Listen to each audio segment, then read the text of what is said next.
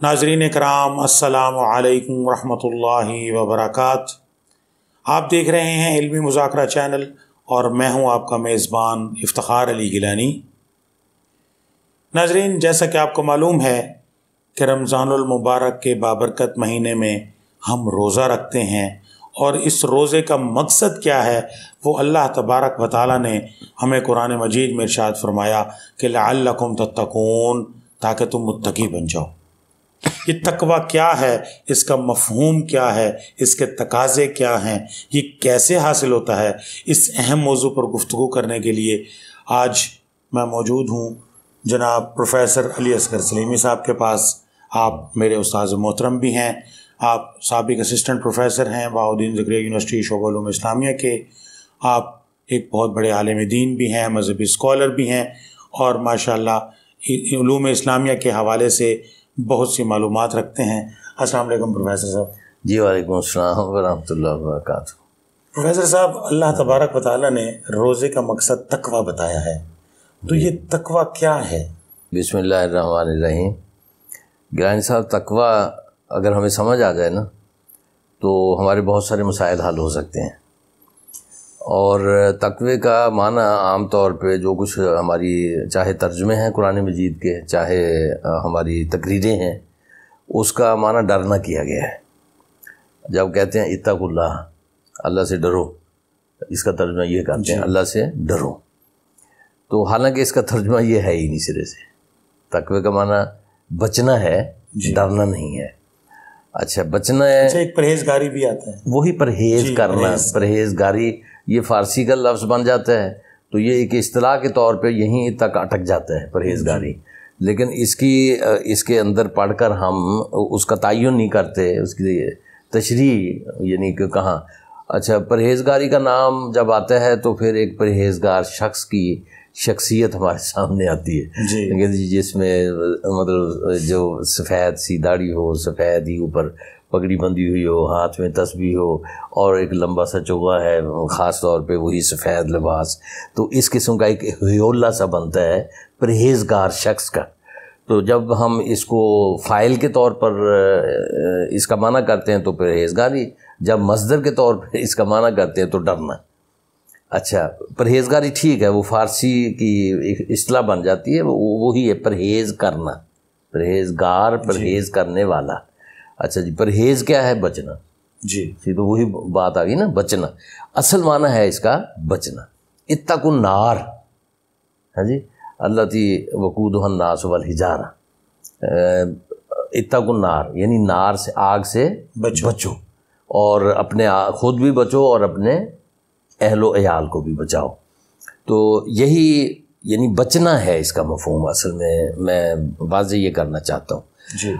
अब जब आप कहते हैं कि अल्लाह ने रोज़े फ़र्ज़ किए, इसलिए फ़र्ज़ किए जिस तरह पहली कौमों पर फ़र्ज़ थे, हाँ जी, किस लिए फ़र्ज़ किए? लअल्लकुम तत्तकून, ताकि तुम्हारे अंदर बचने की सलाहियत पैदा हो जाए। कि तकवा जो है ये एक सलाहियत का नाम है। हमारे यहाँ ये खौफ की अलामत है और खौफ के अंदर इंसान यानी जो परफॉर्मेंस नहीं आ सकती, परफॉर्मेंस नहीं आ सकती, जो करता भी है वो भी बिगड़ जाता है। हाँ जी। तो इसलिए ये बिगाड़ना मकसूद नहीं है बल्कि बनाना मकसूद है जी। तो इस्लाम शख्सियत को बनाता है, उसे कवी करता है, उसे ताकतवर बनाता है और रोज़ा उसमें मुआवन और मददगार है। तो अल्लाह की नाफरमानी से बचने की सलाहियत पैदा करता है रोज़ा इंसान के अंदर, यानी इंसान को कवि बनाता है। और जैसे रमज़ानुल मुबारक का बाबरकत महीना है, हम अल्हम्दुलिल्लाह रोज़े भी रख रहे हैं, तो अब ये तकवा का हुसूल कैसे मुमकिन है? हाँ, ये तकवा यानी आप शऊरी तौर पे जब अल्लाह की फर्माबरदारी को इख्तियार करते हैं और नाफरमानी को गलत कर यानी समझते हुए उसको रद्द कर देते हैं, है ना, तो ये सलाहियत आपके अंदर खुद पैदा होती चली जाती है जी। और रमज़ान यानी इस्तेहज़ार बढ़ जाता है ना। इस्तेहज़ार का मतलब है हुजूरी, यानी अल्लाह की याद, अल्लाह मुझे देख रहा है। आप सुबह खाते हैं, फिर जाके शाम को खाते हैं, बावजूद इसके कि आपको प्यास लगती है, भूख लगती है, आप बर्दाश्त करते हैं। ये बर्दाश्त का मादा जो है क्यों करते हैं? इसलिए कि अल्लाह का हुक्म है। تو اللہ کے حکم میں تکلیف کو برداشت کرنے کی صلاحیت آپ کے اندر پیدا ہو گئی. تو جس چیز سے آپ پہلے ڈرتے تھے یا ذرا یعنی یہ پریشان رہتے تھے کہ ہائے کیا ہوگا، تو جب آپ کے اوپر سے گزر گئی اور آپ نے اس کو برداشت کر لیا تو آئندہ کے لیے آپ کے اندر یہ صلاحیت پیدا ہو گئی. اب بھوک اور پیاس ہی سے آگے بڑھیں کہ آپ کوئی نبی صلی اللہ علیہ وسلم نے فرمایا نا کہ اگر آپ سے کوئی جھگڑتا ہے تو آپ اسے کہیں میں روزے کے ساتھ. یہ آپ کے اندر ایک صلاحیت پیدا ہو گئی ہے کہ دوسرے کو سے جھگڑنا نہیں ہے، اس کو جواب نہیں دینا، اس کو تو ترکی بترکی یا تو بتو ہے نا یہ نہیں کرنا. تو یہ آپ کے اندر صلاحیت پیدا ہوگی. اس صلاحیت کو آپ قابو رکھیں اور اگلے دنوں کے لیے بھی اس کو استعمال میں لائیں. اچھا، فیاضی ہے ایک، ہے نا، یہ ایک صلاحیت ہے.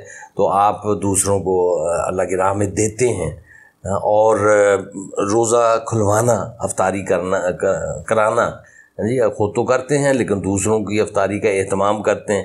اس سے آپ کے اندر ایک صلاحیت پیدا ہوتی ہے.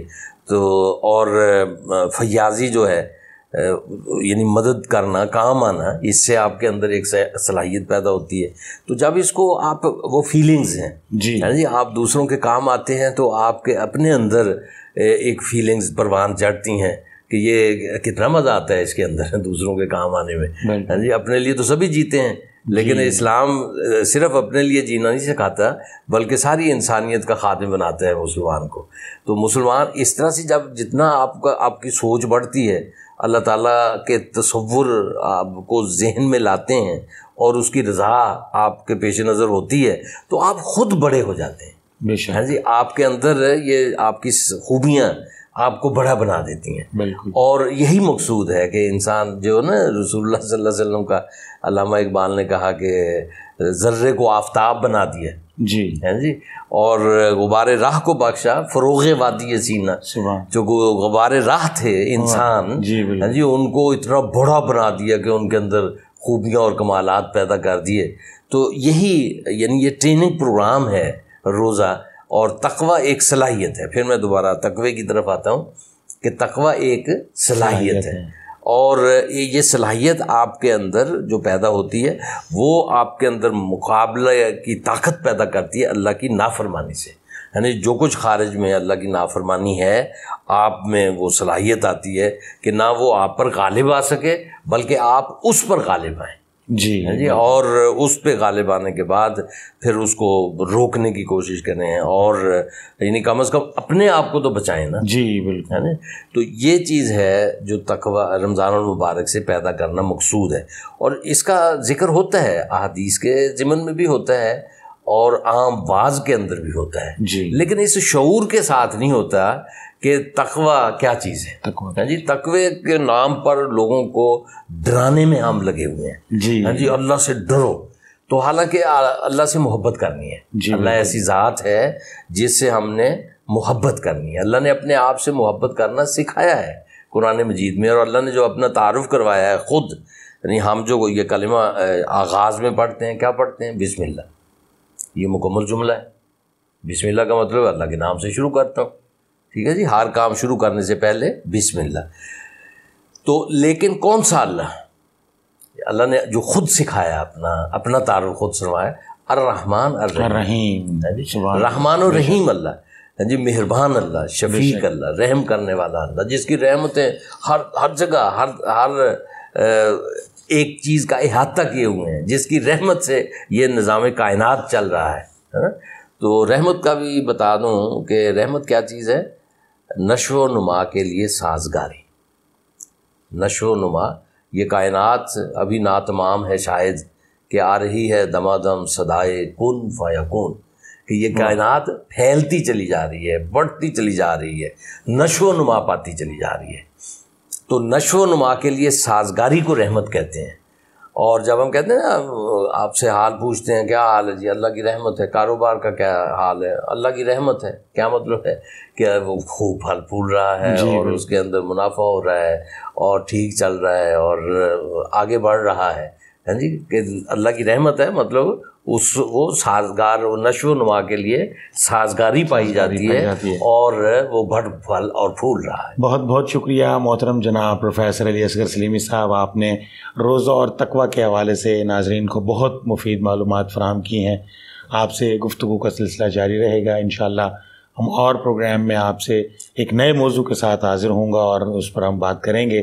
ناظرین کرام، روزہ اور تقویٰ کے حوالے سے آپ گفتگو ملاحظہ فرما رہے تھے۔ محترم جناب پروفیسر علی اصغر سلیمی صاحب نے اس موضوع پر بہت مدلل اور بہت مفید گفتگو فرمائی ہے۔ تو رمضان المبارک کے بابرکت مہینے میں ہم روزے رکھتے ہیں اور اس کا مقصد تقویٰ کا حصول ہے۔ تو اللہ تبارک و تعالیٰ سے دعا ہے کہ اللہ تبارک و تعالیٰ ہمیں متقی بنائے۔ انہی الفاظ کے ساتھ اپنے میزبان افتخار علی گیلانی کو اب اجازت دیجیے۔ اللہ حافظ۔